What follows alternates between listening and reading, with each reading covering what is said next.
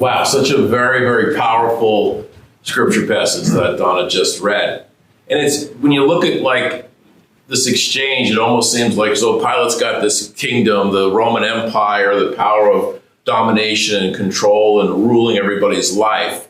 And then sometimes the language, even in Daniel, is more of like, so, but Christ is going to come in there, and God and all his angels and all this, the power that comes from heaven is going to come and like kick butt on the Roman Empire. Almost like it's like this war and this battle of these two empires, these two kingdoms.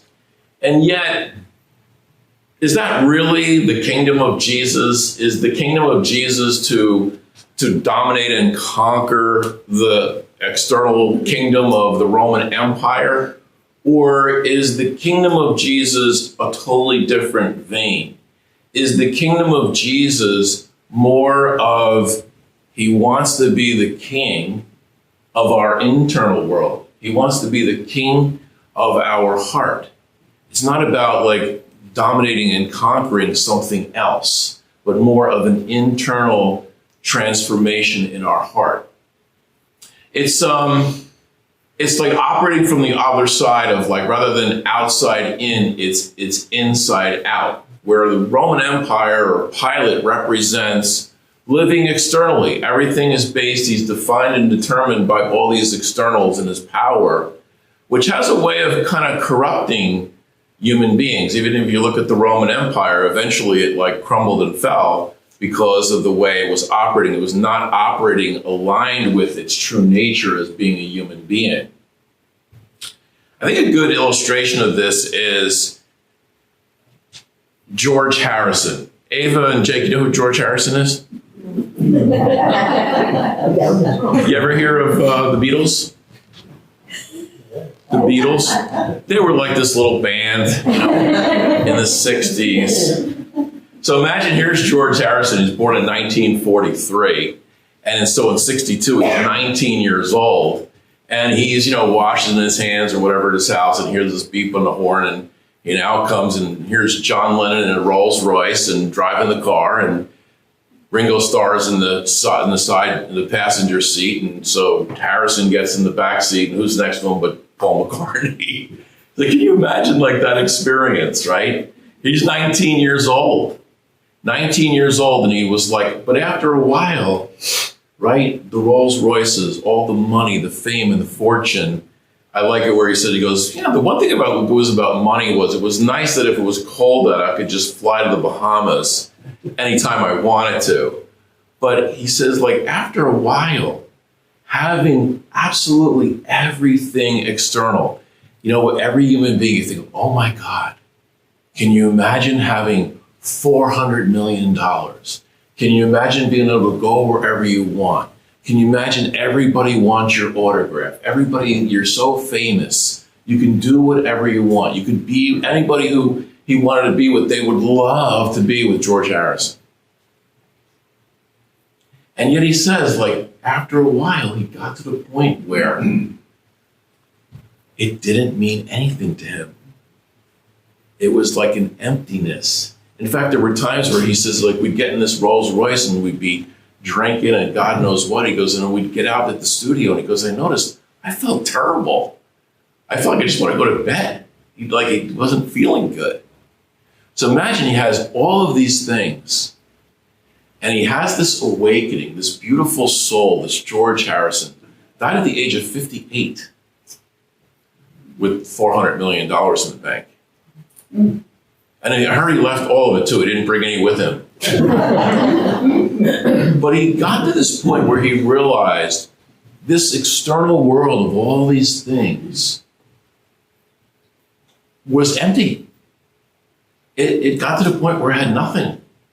And he has this transformation where he realized that what he was trying to seek is this experience of pure awareness, noticing that he himself was pure awareness. And he's like looking at a flower or looking at a bird or a child or enjoying the beauty of the day and just awakening to the presence of life itself. You say, this is the day the Lord has made. Let us rejoice and be glad. yeah, this is the day now, and only now, that we really can experience the power of the divine in our life. You know, I am, the name of Yahweh, how perfect. I am. I am is a present tense, present moment. This presence of the divine. And when he had that awakening, he realized that what we're really seeking is this bliss of being alive and aware in the moment. But what also happened for George Harrison, unbeknownst to him, because it wasn't until 1991 that they came to discover, and this is amazing, they came to discover that your heart has 40,000 neurons inside of it that actually creates its own neural net independent of the brain. Your brain has a neural net, and your heart has a neural net. Your heart has an intelligence in it. And it's actually more intelligent, far more intelligent than your mind and your brain.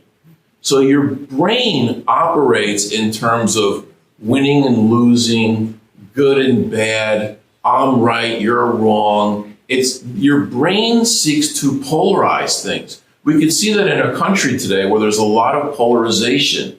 And it's kind of interesting when you think of one extreme or the other, if you look at both extremes of a thought, it's irrational. The thinking and the viewpoint is totally irrational. Somewhere there's like more of a middle. But your brain polarizes into right and wrong and good and bad, better than and less than. Your brain is competitive.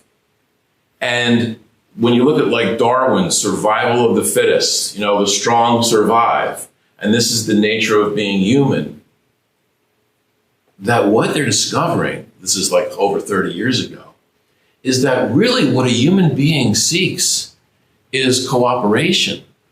The nature of a human being, the nature of all of us, is deep down, we all want to get along with each other.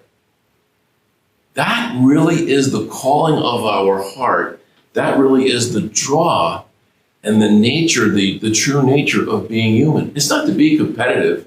It's not to be better or less than, or make someone wrong so I could be right. That really isn't our highest calling. It isn't really true of who we are.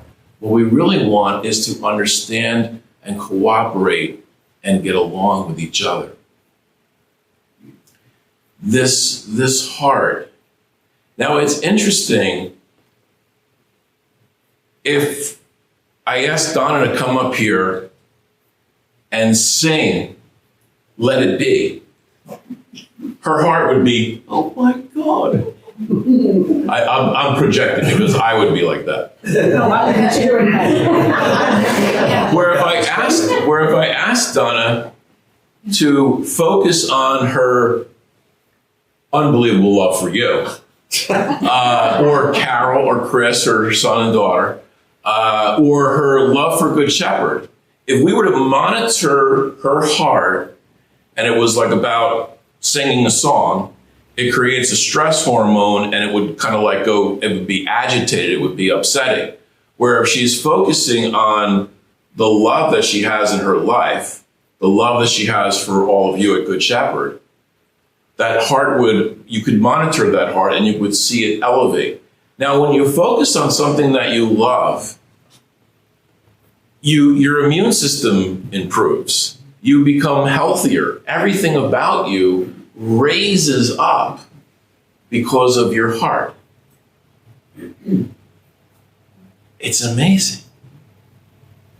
So even when you think, I always say this, you're not the things that have happened to you, right? We were talking about how oftentimes, why is that when a human being, something happens to them, they personalize it and make it about themselves. It's like, even like you think of like bullying in school or something like that. If someone's not treating somebody right, the child can feel bad. And yet when you really think about it, it never has anything to do with the child. It has to do with whatever's going on with this other person. And who knows what's going on for them. And I was listening to this, and it's like, your heart knows. So I just wonder, if you think about the things that have happened to us, if we could like you hold on to your heart and you think about things, there is a knowing that it doesn't have anything to do with you. You know that. You know that deep down inside. Your heart knows this, but your mind goes into an irrationality and thinking about things and polarizing it and blaming and taking it personally. Your brain takes things personally. Your heart knows that it's got nothing to do with you. So practice that in your life. When we did that before, where you're sitting there, if you hold on to your heart and you think of someone that you love, what's happening is you're actually creating a better immune system for yourself. And there's also an intelligence there. So let's say you have a problem in your life. You've got a decision to make. You're trying to figure something out. If you go into silence and you hold on to your heart and you ask your heart, don't go on and on and on, but just a little succinct statement. What's the right thing to do here? What's the most loving thing to do? How can I be in that situation? If you're asking your heart will tell you the answer. And your heart will always tell you the correct answer. Isn't that amazing? Yes. It's almost like we don't even totally understand how powerful we are, this human experience. And you think about the things that you're all going through, right? And we think about some of the crummy things that have happened to people that we love. And we always ask ourselves the question, why is that? Why do bad things happen? Why are people cruel to each other? What's going on here in this experience of being human? What's happening? And we have to be able to live our life in our body. And there's going to be questions that we don't have an answer to. But we want to be able to know that through it all, there is this divine intelligence, there is this heart and this love that is inside of us, that is always seeking to heal us and to be there for us. I was talking to Terry the other day, and we were talking about how you look at like Jesus on the cross. Remember the line when Jesus is on the cross? My God, why have you forsaken me? Why have you abandoned me? And yet, what if you were to consider that in the midst of Jesus feeling abandoned, in the midst of us feeling what's going on, that God the Father was never closer to Jesus than when he was on that cross. That in the midst of your pain, in the midst of your struggle, you're never more intimate with the living God. Terry was funny. We were saying like the footprints thing, where you're the footprints with 2 footprints, and then how come what's going on here? There's only 1 footprint, right? And it's like, well, that's when I was carrying you, right? And Terry says, yeah, that's when I noticed the footprint was getting deeper down into the sand. but to feel that in the midst of all the struggles, that you're never alone. That the Father, the source, the creator of all, is always with you and is intimately holding you, carrying you, there for you. But there's somehow the pain can oftentimes cause us to feel, where did God go? Right? It's almost like the pain causes us to like turn around and go, where'd you guys all go? Oh, you didn't leave. The pain caused me to kind of turn around. The pain caused me to lose my perception that God had left. And yet the reality was, God never went anywhere. That God was always present. You can never lose sight of that. And I think that's why we come here. We come here because we're all connected. We're all part of this cooperative neuro net of love, of being human, of our struggles. You know, you often sing, go out to all the world, right? And while that's true, when you really look at us at Good Shepherd, we don't need to go out. We could go out to all the world. But you know what? There's enough here. We don't need to go out over there. We could be there for each other in the midst of our community at Good Shepherd. To be here. So I find it amazing that when you look at Jesus, when he's saying, where your heart is, there is your treasure. And there's always this focus of your heart. That they find in 1991 scientific evidence of this intelligence within the heart.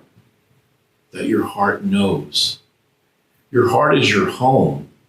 And your heart is totally aligned with the very source that put it there in the first place, the living God.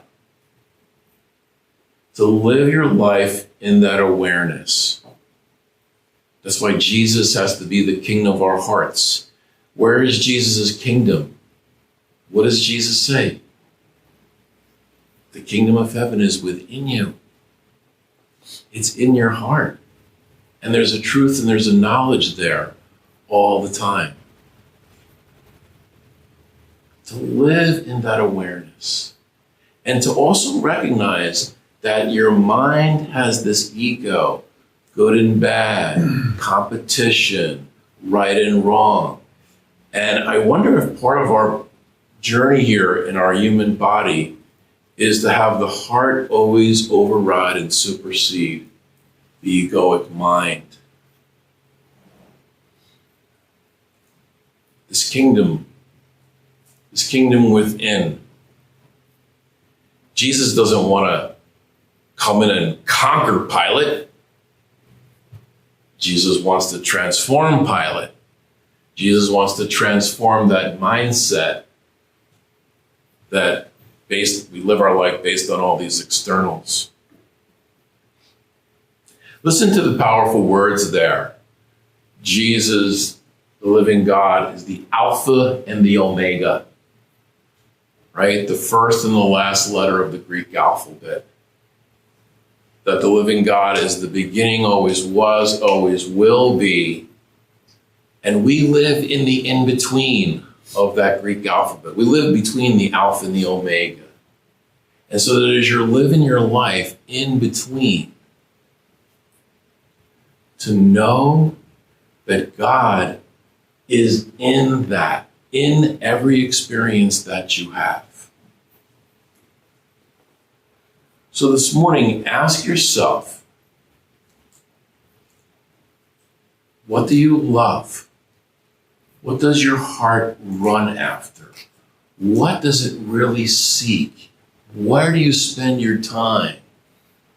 And Jesus says to us this morning, you give your heart 100% to the living God